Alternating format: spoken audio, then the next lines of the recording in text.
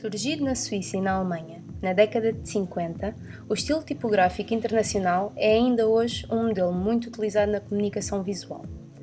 Este movimento cresceu influenciado pelos princípios da Bauhaus e experiências tipográficas de Jan Tschichold e Ernst Keller. Estes artistas consideravam que a principal função do design era a comunicação e acreditavam numa comunicação universal, onde convenções como a língua não seriam limitações para o entendimento do conceito de uma obra. Assim, os elementos gráficos tinham de ser apresentados sempre de forma clara e objetiva. O uso da tipografia foi um dos meios para o sucesso desta comunicação. Observa-se em praticamente todas as peças deste movimento a organização assimétrica dos elementos através do uso de grelhas matematicamente construídas, o alinhamento do texto pela margem esquerda e não justificado, e a utilização apenas de caixa alta ou baixa e de fontes de origem geométrica sem serifa, como a helvética. Devido à globalização, que se iniciou no período pós-guerra, e com o surgimento de empresas multinacionais que necessitavam de linguagens inteligíveis pelo mundo inteiro, o design suíço acabou por se transformar num movimento internacional com principal manifestação na Europa e nos Estados Unidos.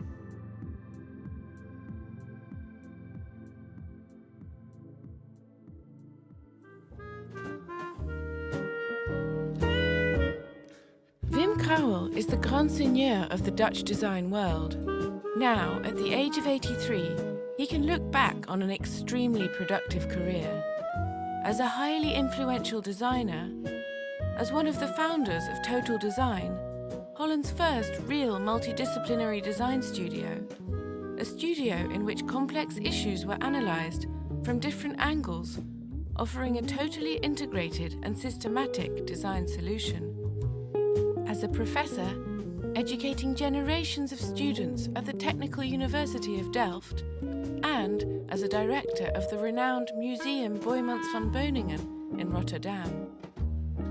Crouwel is especially admired for his systematic approach, in which the use of grids plays a very important role in his layouts.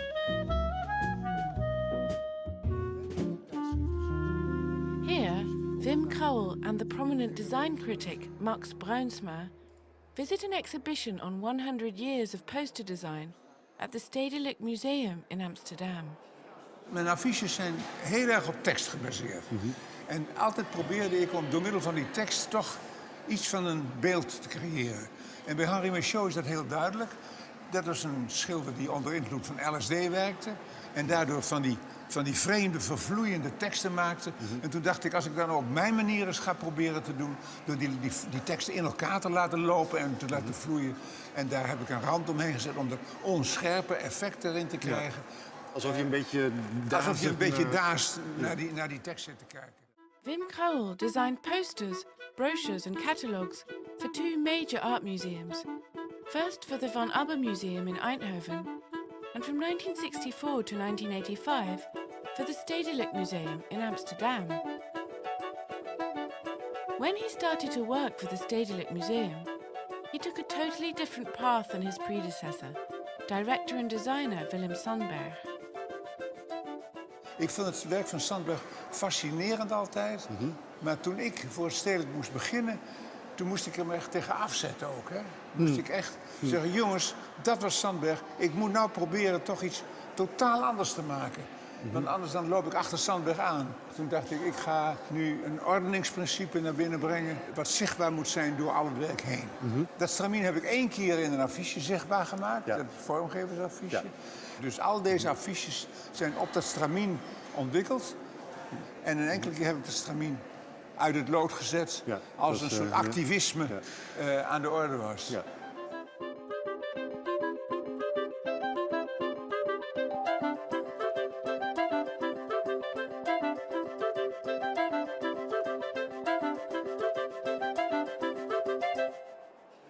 Dus het was altijd wel zorgen dat je je kop erbij hield... om binnen de stramien toch een spannend spelletje te spelen. Hè? Ja. Ik heb het wel vergeleken met de lijnen op een voetbalveld... of op welk andere sport dan ook. Binnen die lijnen moet fantastisch voetbal gespeeld worden. Ja, en moet je kunnen improviseren. En je moet kunnen improviseren. En dat heeft wel eens betekend dat ik dacht... als ik me hier of daar afgeweken was van de stramine, zou het beter zijn geworden. Dat probleem heb je af en toe wel, hoor. Vooral als je lang met zo'n stramine werkt. Ik heb van 64 tot 85 ermee gewerkt. En af en toe had ik wel eens de neiging naar die jongens, zou het heerlijk zijn als er geen stramine op mijn tafel lag. Ja. Maar ik kon het niet nalaten om het toch vast te houden. Een beetje, en soms een beetje krampachtig, moet ik eerlijk zeggen.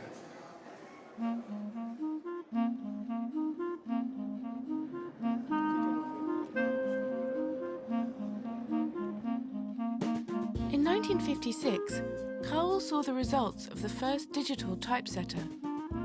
They looked so bad that he designed a typeface called New Alphabet that better suited the capacity of this machine. Ik dacht, ik moet een alfabet maken, een soort kernalfabet, bestaande uit horizontale, verticale en diagonale. En dat had helemaal niet mijn bedoeling om daar iets mee te doen, want het was eigenlijk onleesbaar. En naast dat ik het in regels hangte, toen dacht ik, dan ga ik nog een stap verder. Dan moeten die letters ook nog recht onder elkaar staan. Zodat het zowel in die richting als in die richting gestructureerd was binnen mijn stramien. Nou, daar werd furieus op gereageerd door de letterontwerpers. De klassieke letterontwerpers vonden dat schande wat ik daar deed. Maar tegelijkertijd waren er heel veel ontwerpers die het fascinerend vonden. En dat heeft mij 2 jaar reizen rond de wereld opgebracht.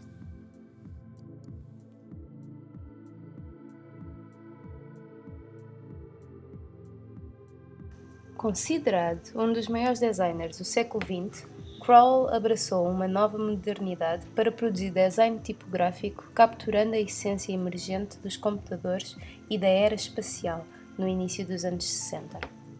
Na brochura promocional do seu novo alfabeto, que tinha como subtítulo Introdução para uma tipografia programada, Crowell propôs uma metodologia de design onde as decisões são sistemáticas e regradas.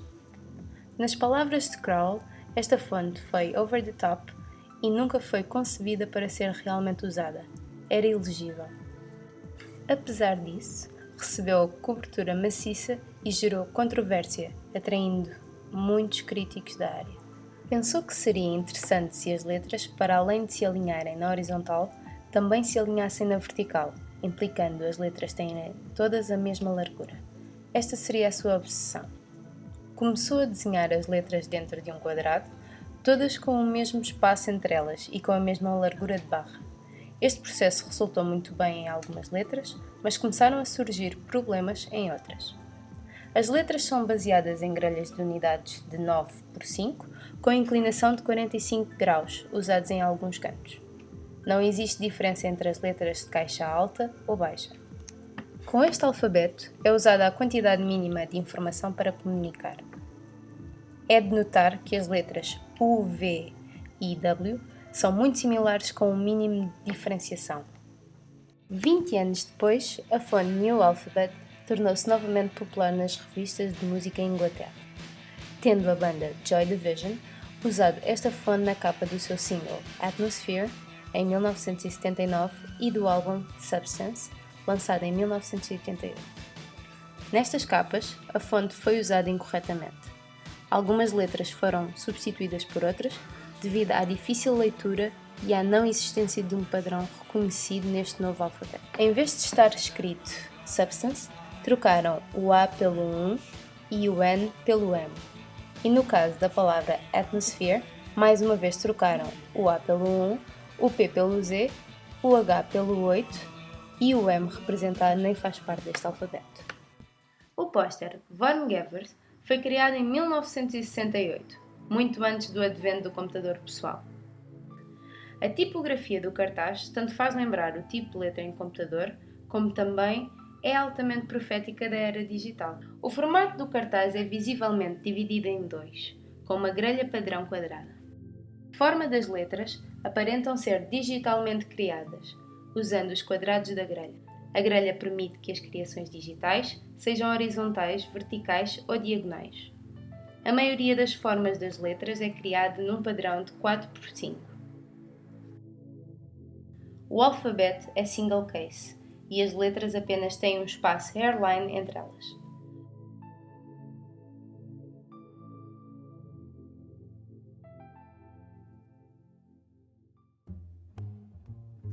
São várias as mulheres designers que merecem ser reconhecidas pela sua contribuição na área do design gráfico, mas poucas tão merecedoras como Jacqueline Casey. Graduada em 1949 pelo Massachusetts College of Art, Casey juntou-se ao Office of Publication no Ateliê de Design do MIT em 1955 e em 1972 Casey tomou posse como diretora do Office, onde trabalhou por mais de 30 anos e criou uma série de cartazes emblemáticos para divulgar eventos e exposições do MIT. Nesta altura, o estilo visual de Jacqueline Casey foi fortemente influenciado pelo estilo tipográfico internacional dos designers suíços Karl Gressner, Ermin Hoffmann e Joseph Müller-Brockmann. A partir daí, a tipografia passou a desempenhar um papel fundamental nos cartazes de Jacqueline Casey. Uma imagem visual completa podia ser desenvolvida inteiramente a partir do conteúdo da mensagem. A imagem era a própria mensagem, criada através do trabalho tipográfico. Assim, Casey desenvolveu uma linguagem visual fortemente ligada às grelhas, proporções e à tipografia não serifada europeia. Em cada um dos cartazes de Casey, existe um elemento visual que atrai o espectador a ler o texto, principalmente no uso de metáforas visuais, em que Casey destacava-se de forma brilhante. Um bom exemplo disso é o cartaz para a exposição Goya, Os Desastres da Guerra, em que a imagem solitária de um salpico de sangue cria uma interação entre o visual e o verbal que acende a nossa imaginação e encoraja uma compreensão mais profunda do assunto. Outro jogo visual surpreendente é apresentado no cartaz para a exibição Intimate Architecture – Contemporary Clothing Design, em que Casey trabalha com imagens de Robert Mapplethorpe, colocando a tipografia sem interferir com a fotografia impressionante. Para chegar ao seu conceito, incorporou o texto com cuidado, seguindo as dobras do vestido de uma forma que atingiu a relação perfeita entre os tipos e a imagem. Rússia. É um cartaz que foi encomendado pela Campanha da Paz para a Hiroshima para comemorar o 40º aniversário da bomba nuclear. Com um cartaz predominantemente preto e uma imagem clara envernizada do planeta Terra no canto superior direito, Casey descobre a palavra USA dentro da palavra Rússia, usando cores distintas, o vermelho e o branco, para separar as duas superpotências e sugerindo visualmente que estavam ambas ligadas na busca pela paz. No cartaz Body Language, a tipografia com o título do assunto é um elemento visual de destaque, criando com o conteúdo da mensagem toda a imagem visual. Casey conseguiu, tendo como base uma fonte geométrica não serifada, criar um novo desenho tipográfico, através da técnica de emboss, que cria um efeito visual de sobreposição a 3 dimensões. O jogo gradiente de cores, com o preto, o branco e o cinzento, também ajuda a esse efeito e cria igualmente um agrupamento visual particular que esconde parte das letras, mas que mesmo assim mantém a legibilidade a 100%. Apesar de uma das características do estilo tipográfico internacional ser o uso quase que obrigatório da grelha para uma organização correta dos elementos, vê-se em Casey uma necessidade de criar uma imagem mais humana e orgânica. Mesmo assim, existe de certeza uma grelha pensada por trás da construção deste cartaz e que dá sentido a esta forma de organização. Podemos observar que entre o bloco de letras principal e as 4 colunas de texto em cima, existe sempre um certo alinhamento a um lado ou outro, tangente a cada letra, que não é perceptível devido às partes escondidas do bloco de letras. E essa parece ser a razão da assimetria de espaço entre as 4 colunas de texto. Por último, ao analisarmos e descodificarmos a grelha, podemos também perceber que, identificando as partes escondidas, conseguimos agora visualizar a forma completa da letra e damos conta de que, na realidade, elas estão todas tangentes umas às outras na sua arrumação em bloco.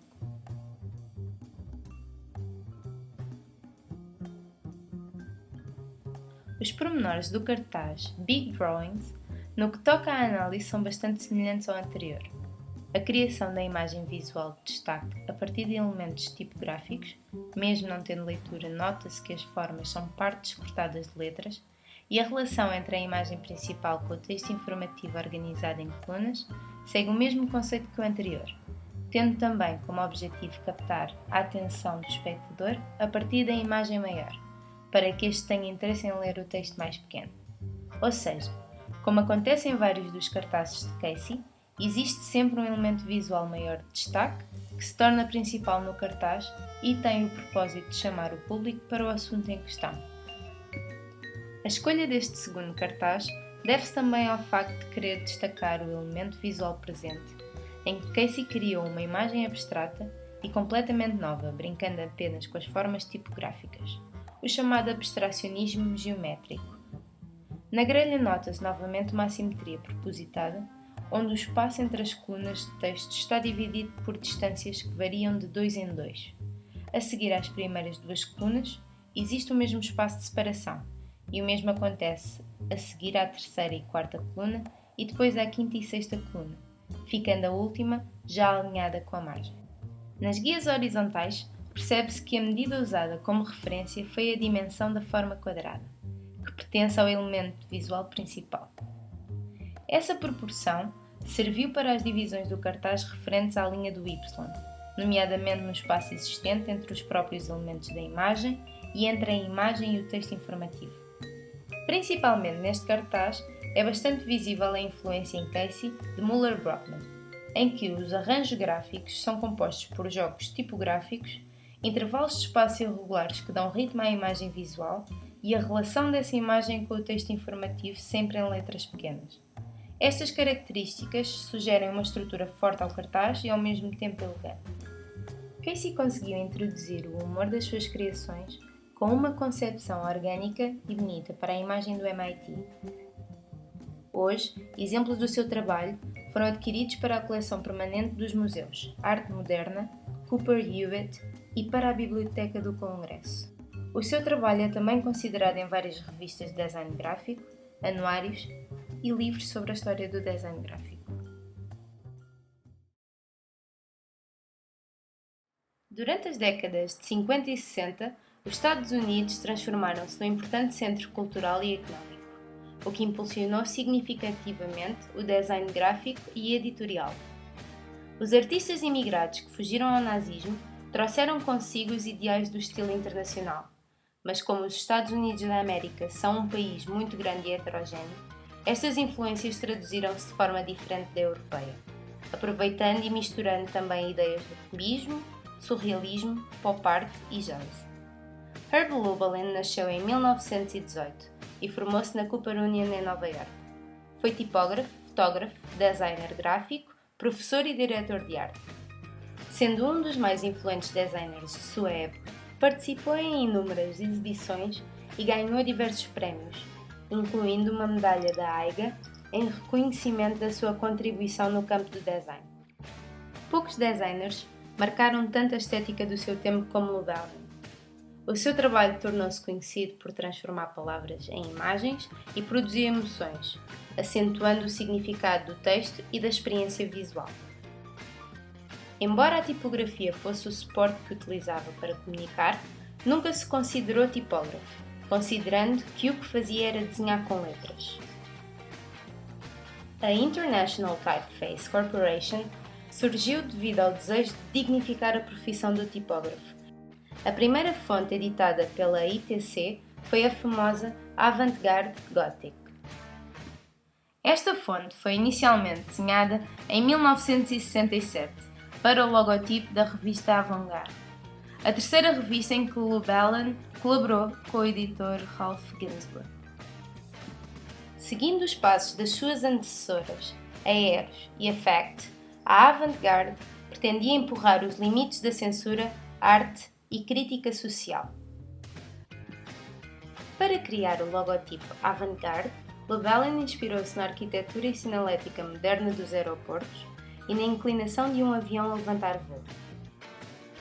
Os restantes caracteres do alfabeto foram depois desenvolvidos para serem usados só em caixa alta nos títulos dos artigos da revista. Um dos colaboradores de Llewellyn, Tom Cairnes, criou então as famosas ligaduras em caixa alta que tornaram a avant-garde numa das fontes mais originais do século XX. Foram tantos os pedidos da comunidade de design para que a fonte se tornasse acessível que em 1970 foi finalmente comercializada pela Foundry ITC. A sua publicação comercial original incluía apenas 5 pesos romanos. Os outros estilos adicionais foram acrescentados mais tarde. A versão condensada, criada em 1974, a versão itálica em 1977 e a versão monoespaçada em 1983. A sua abordagem tipográfica inovadora e a sua interação entre as letras tornaram a avant-garde num ícone tipográfico, sendo adotada como símbolo dos anos 60 e 70, pois apesar das suas raízes modernistas, era suficiente eclética de modo a não ser muito limpa ou fria, transmitido nas influências da altura. Esta fonte caracteriza-se pelos seus traços geometricamente perfeitos, linhas retas e curtas, um número extremamente grande de ligaduras e kerning negativo.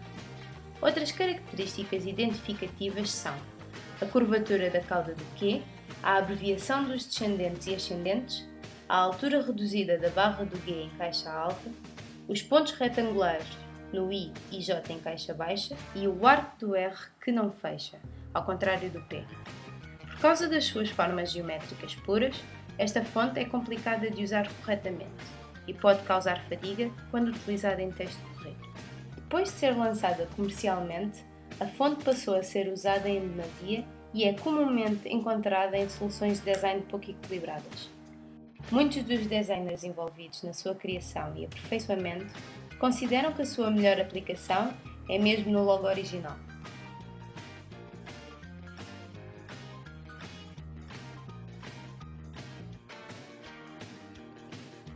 Ainda assim, a avant-garde permanece extremamente popular até hoje.